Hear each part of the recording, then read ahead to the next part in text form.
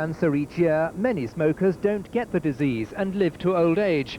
Now scientists may have discovered why. It could be they have a gene in their makeup which gives them natural protection against chemicals which cause cancer. In each cell of our body are 23 pairs of chromosomes made up of the chemical DNA.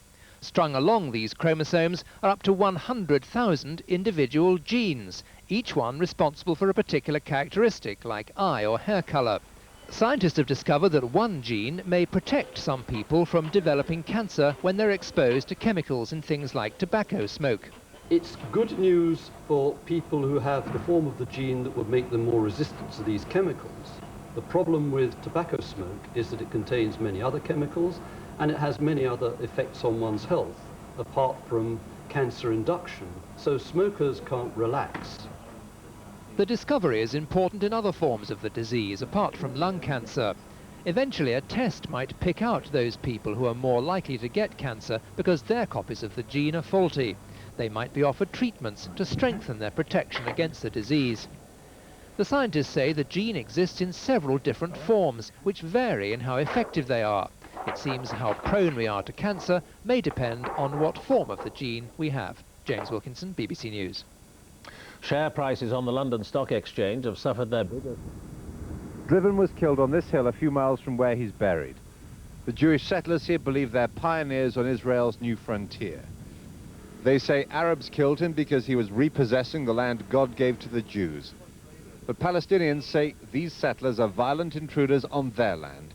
They say that Driven was an extremist who often threatened them. He left 4 children and a brother who says this is war. You see this land? I understand that the Arabs want that, you know, and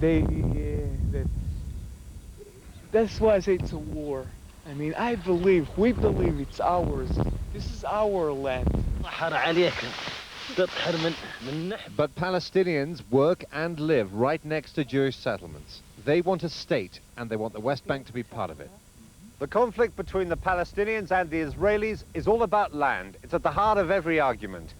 But deciding what to do with the West Bank has turned Israelis against each other as well. It's split the country, and it's even dividing families. Bet El is a well-established, well-protected Jewish settlement. Drora Baram, who lives here with her 2 children, didn't grow up in a right-wing settler family. One of her brothers was a cabinet minister in the Labour government that started the peace process.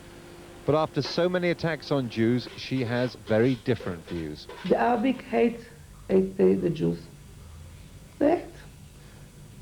Do you think it's possible to have peace with the Arabs? I don't think so. I don't think so. I hope, but I don't think so. Haim, Drora's other brother, is a left-wing journalist. He believes that Israel will never have peace with its Arab neighbors if it listens to settlers like his sister.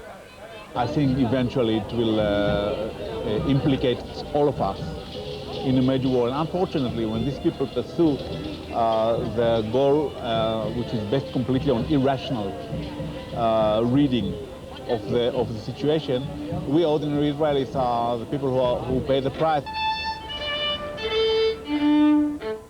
The division that runs through the Baram family runs right through Israel.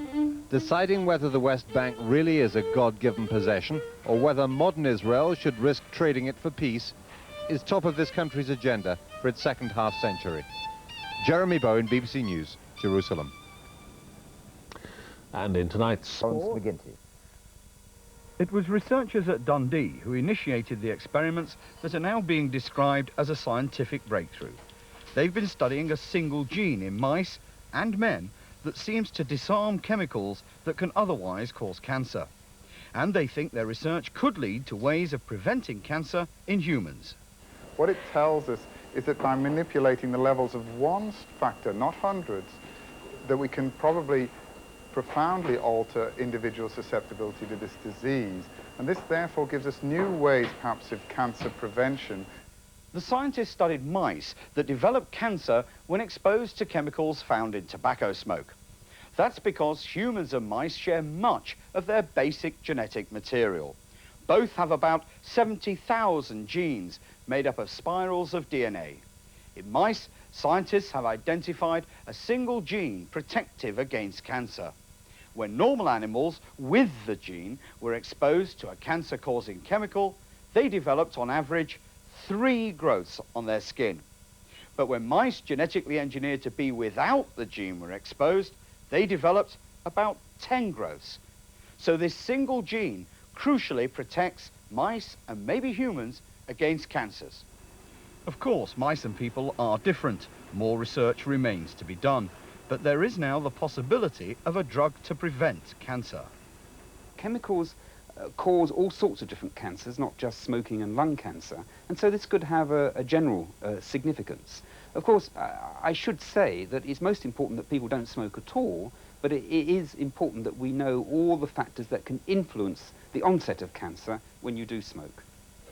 So even if a pill against cancers proves possible, it would do nothing to prevent the other diseases that smoking causes. Lawrence McGinty, News at 10. Share prices on the London stock market fell sharply today, with £25 billion being wiped off the value of leading companies. Furious resistance. On the other side of the valley, we found local tribesmen angry and armed. They railed against the authorities. Heroin may be the curse of the West, but these are men unwilling to sacrifice their livelihoods for no compensation. We are poor, we are weak, there is no way up our life without it. Such was the tension. A British drugs control official was warned not to approach the tribesmen. The whole community is up in arms. But it's like a war situation here. It is a war situation. This is the first time it's happened since I've been here. Nothing more clearly illustrates the difficulties in tackling the international drug scourge. These communities survive on the poppy, and they're even prepared to hold out against the Pakistan army.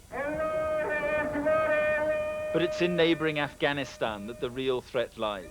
The fiercely Islamic Taliban government is fighting its war from the proceeds of drugs sent to Britain and Europe.